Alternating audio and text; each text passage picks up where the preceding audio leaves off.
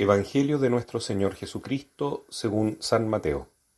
Las mujeres, atemorizadas, pero llenas de alegría, se alejaron rápidamente del sepulcro y fueron a dar la noticia a los discípulos. De pronto Jesús salió a su encuentro y las saludó diciendo: «Alégrense». Ellas se acercaron y, abrazándole los pies, se postraron delante de él. Y Jesús les dijo: «No teman, avisen a mis hermanos que vayan a Galilea y allí me verán». Mientras ellas se alejaban, algunos guardias fueron a la ciudad para contar a los sumos sacerdotes todo lo que había sucedido. Estos se reunieron con los ancianos y, de común acuerdo, dieron a los soldados una gran cantidad de dinero, con esta consigna: «Digan así: sus discípulos vinieron durante la noche y robaron su cuerpo mientras dormíamos. Si el asunto llega a oídos del gobernador, nosotros nos encargaremos de apaciguarlo y de evitarles a ustedes cualquier contratiempo». Ellos recibieron el dinero y cumplieron la consigna. Esta versión se ha difundido entre los judíos hasta el día de hoy. Palabra del Señor. En este lunes de octava de Pascua, el Santo Evangelio nos muestra, a través de el evangelista Mateo, una serie de sentimientos que surgen por la resurrección de Cristo. En primer lugar, queda claro que las primeras depositarias de este misterio de la resurrección son las mujeres piadosas, las discípulas del Señor.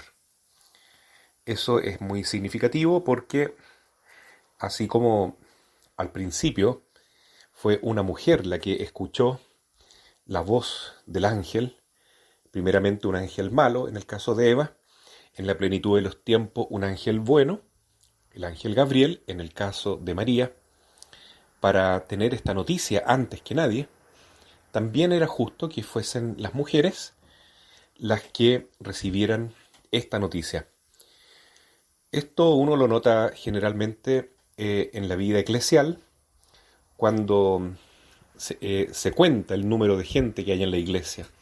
La mayoría son mujeres, ya sea para la misa dominical, ya sea para las personas que se ofrecen a ser catequistas o ministras de la comunión o para adorar al Señor. Siempre, siempre las mujeres en primer lugar, para amar, para evangelizar, para consolar, para ir a buscar a los que están más perdidos. Por algo Jesús las eligió a ellas. Y estas mujeres vuelven llenas de alegría, pero también con miedo. Alegría por lo que dijeron los ángeles, miedo por haber visto algo preternatural, algo que está más allá de lo común. Pero ahora se les aparece el mismo Dios hecho hombre, Jesús resucitado, y les dice: alégrense.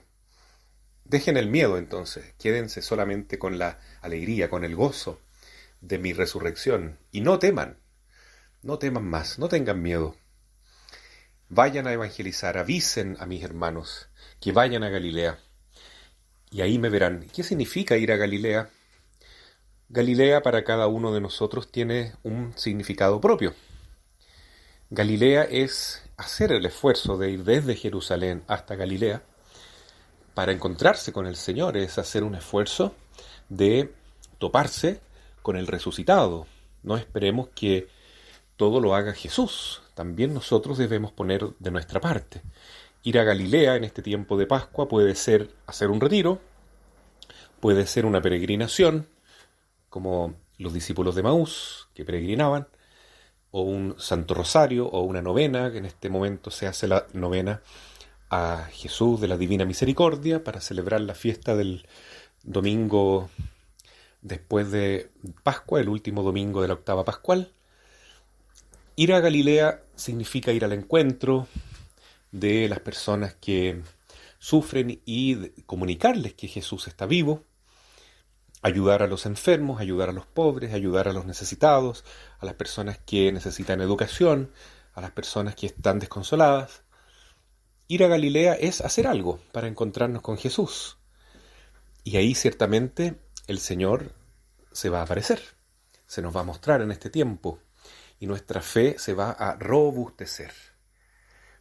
Entonces, eso es lo que pasa por parte de los discípulos. Jesús empieza a deshacer todos los miedos y a llenar de alegría a sus apóstoles por el triunfo de su resurrección. Quienes van a ver a Jesús son aquellos que tienen fe, aquellos que lo aman, aquellos que tienen la esperanza puesta en Él. Los más sencillos y los más santos primero, como es el caso de la Virgen María, María Magdalena, las otras mujeres, y después los apóstoles y el resto de los discípulos. Pero en el caso de los judíos, de los incrédulos, de los que no quieren creer, el sentimiento que predomina es el miedo. Primeramente, los judíos tenían miedo de que Jesús resucitara porque Él lo había anunciado y colocaron a estos guardias para que se previniera cualquier tipo de evento, como si un par de guardias humanos pudiera impedir la resurrección del Hijo de Dios. Después, cuando se enteran de lo que dicen los guardias, que es un signo clarísimo de que Jesús ha resucitado, los judíos no quieren creer eso, pero por ningún motivo, aunque estén las pruebas ahí. Entonces, ellos dicen que reciban un dinero y mientan. Digan que los discípulos robaron el cuerpo.